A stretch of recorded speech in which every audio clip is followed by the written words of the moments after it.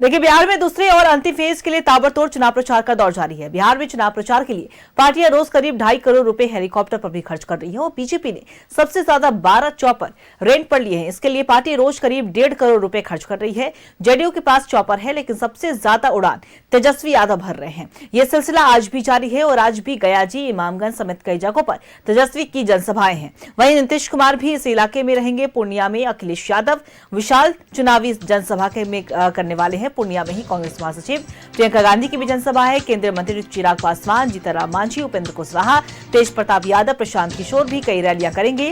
कांग्रेस सांसद इमरान प्रतापगढ़ी भागलपुर, कहलगांव, सुपौल, बहादुरगंज, कोचा धामन, अमौर, बायसी कस्बा में प्रचार करेंगे। तो वहीं पूर्णिया में बीजेपी के भोजपुरी स्टार पवन सिंह की 2 जनसभा है। मध्य प्रदेश सीएम मोहन की बेलहर में जनसभा है। इधर यूपी के डिप्टी सीएम केशव मौर्य और सांसद मनोज तिवारी की बागा में जनसभा है।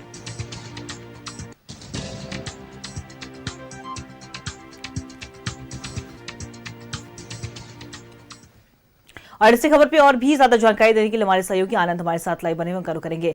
आनंद, देखिए, अंतिम फेज में अब चुनाव प्रचार चल रहा है और ताबड़तोड़ चुनाव प्रचार का दौर लगातार जारी है। और सिर्फ इतना ही नहीं, अगर हम बात करें तो चुनाव प्रचार के लिए लगातार पार्टियां जो है वो करीब 2.5 करोड़ रुपए हेलीकॉप्टर पर भी खर्च कर रही है। हालांकि सबसे ज्यादा कहा जाए तो बीजेपी के पास 12 चॉपर है, लेकिन सबसे ज्यादा उड़ान जो है वो भरते हुए तेजस्वी यादव ही नजर आ रहे हैं।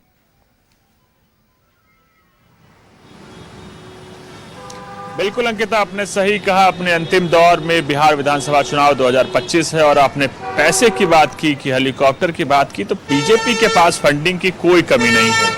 आप एड्स देखिए, जो तमाम रिपोर्ट्स आती हैं वो बताती हैं कि बीजेपी के पास एड पे या कहें जो डोनेशन से पैसे आता है वो अच्छा खासा, और उसका इस्तेमाल भी बीजेपी अच्छे खासा चुनाव में करती है।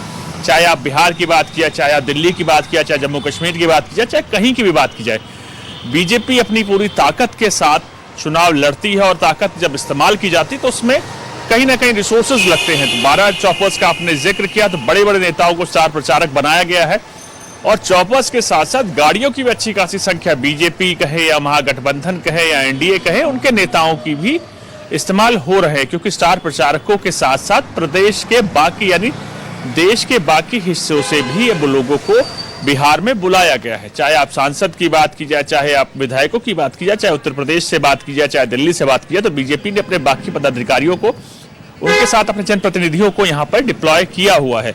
एक एक विधानसभा चुनाव का प्रभारी बनाया गया, जिसके चलते आप साफ तौर पर ये समझ सकते हैं कि एक एक विधानसभा पर बीजेपी ने अपनी आंखें गड़ा के रखी हुई हैं। क्या फैक्टर्स होंगे जिता सकते हैं, क्या समीकरण होगा, तमाम समीकरण को समझने के लिए, प्रचार कैसे चल रहा है उसको देखने के लिए, उसके साथ बाकी तमाम फैक्टर्स को जानने के लिए एक एक नेता की ड्यूटी लगाई गई है। कई सांसदों को बुलाया गया है, कई विधायकों को बुलाया गया, कई मुख्यमंत्री आप देखिए प्रचार कर रहे हैं। तो दोनों ही संगठन, अगर आप एनडीए की बात करें, एनडीए ने अपनी पूरी ताकत के साथ बिहार विधानसभा चुनाव लड़ रही है, तो महागठबंधन भी इसी तर्ज पर आगे बढ़ रही है। कई जो नेता हैं, उसके मंत्री है झारखंड सरकार से, उनको यहाँ पर डिप्लॉय किया गया, उनको प्रभारी बनाया गया है विधानसभा चुनाव का।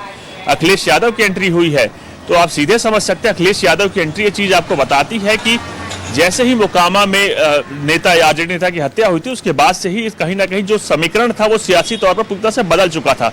उसके बाद से अखिलेश यादव को भी बुलाया गया और बाकी नेताओं को भी जो बुलाया गया, तो महागठबंधन भी अच्छा खासा खर्च कर रहा है इस चुनाव पे। तो अब सबसे बड़ी बात यह है कि खर्च तो एक अलग फैक्टर है, लेकिन जनता किसको समर्थन करेगी वो समय बताएगा। क्योंकि पहला फेज खत्म हो चुका है और दूसरा फेज 11 तारीख को है, जिसमें 9 तारीख को शाम 5 बजे चुनाव प्रचार थम जाएगा।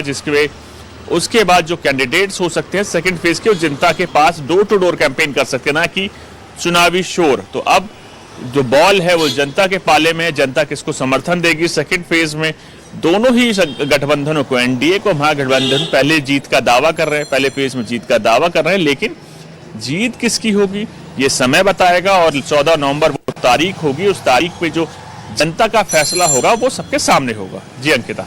चलिए, बिल्कुल नजर बना के रखिएगा आनंद, हम आपसे अपडेट लेते रहेंगे। बहुत बहुत शुक्रिया आपका तमाम जानकारी साझा करने के लिए।